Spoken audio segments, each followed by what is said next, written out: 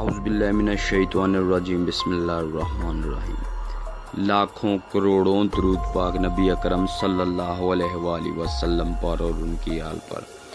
दोस्तों, आजकल सियासत में एक चीज़ बहुत चल रही है कि फ़लाँ ने मुल्क को इतना लूटा और फ़लाँ ने इतनी दौलत बनाई, फ़लाँ ने इतना लूटा और फ़लाँ ने इतनी प्रॉपर्टी बनाई और ये इतना अमीर है कि सोने के वॉशरूम में जाता है वगैरह वगैरह। लेकिन दोस्तों, आज की इस वीडियो में हम आपको बताएंगे कि असल में पाकिस्तान के अमीर तरीन शख्स का नाम क्या और यह क्या करता है। लेकिन हस्बे रवायत मेरी नई आने वाले दोस्तों से गुजारिश है कि हमारे चैनल को सब्सक्राइब करें, इस वीडियो को लाइक और शेयर करें और बेल आइकॉन पर लाजमी क्लिक कर दें ताकि नई आने वाली इंफॉर्मेटिव वीडियो सबसे पहले आप तक पहुंचती रहे। तो दोस्तों, चलते हैं आज की वीडियो की तरफ। दोस्तों, बहुत सारे लोग समझते हैं कि पाकिस्तान का अमीर तरीन शख्स नवाज शरीफ है, जरदारी है, मलक रियाज है या मियां मंशा है। लेकिन दोस्तों, ऐसा नहीं है।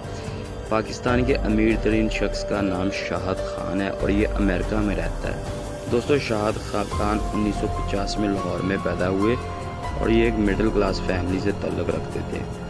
इनके वालिद एक वकील और वालदा रियाजी की प्रोफेसर थी। इन्होंने इब्तदाई तालीम लाहौर में ही हासिल की और सिर्फ 16 साल की उम्र में यानी 1966 में ये अमेरिका चले गए। यहाँ आते वक्त इनकी जेब में सिर्फ $500 थे। यहाँ इन्होंने एक मेडिकल कॉलेज में दाखिला लिया और पार्ट टाइम एक रेस्टोरेंट पर बर्तन धोने शुरू कर दिए।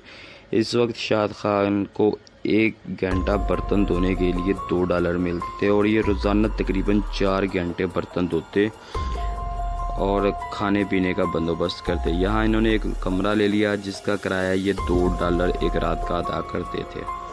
शुरू में काफ़ी तंगदस्ती के बाद शाहद खान ने मेडिकल की तालीम को खैराबाद कह दिया और एक इंजीनियर कॉलेज में दाखिला ले लिया। अपनी इंजीनियरिंग कंप्लीट करने के बाद इन्होंने फ्लैक्स एंड गेट नामी एक कंपनी में नौकरी की जो कि इस वक्त पिकअप ट्रकों के बम्पर बनाती थी। ये एक छोटी सी कंपनी थी। उस वक्त बम्पर 2 पीस का हुआ करता था और लोहे का था और ये नट बोल्ट के साथ गाड़ियों में फिट होता था। लेकिन जंप और स्पीड ब्रेकर के साथ लगने की वजह से नट ढीले हो जाते थे और गाड़ी को रिपेयरिंग के लिए बार बार वर्कशॉप लेकर जाना पड़ता था क्योंकि ये बम्पर लोहे के थे और काफ़ी भारी होते थे। तो शाहद खान ने सोचा क्यों ना इस चीज़ पर काम किया जाए ताकि ड्राइवर हजरात को और गाड़ी के मालिक हजरात को इस चीज़ से छुटकारा मिल सके। तो इन्होंने जॉब छोड़ दी और एक बैंक से कुछ कर्जा लेकर अपनी एक छोटी सी कंपनी बनाई जहां पर इन्होंने प्लास्टिक का 1 पीस वाला बम्पर आज़ाद किया और जिस कंपनी में जॉब करते थे इनको पेश किया। कंपनी को ये आइडिया अच्छा लगा। इन्होंने शाहद खान को मज़ीद ऑर्डर दिया और यहाँ से इनका काम चल निकला।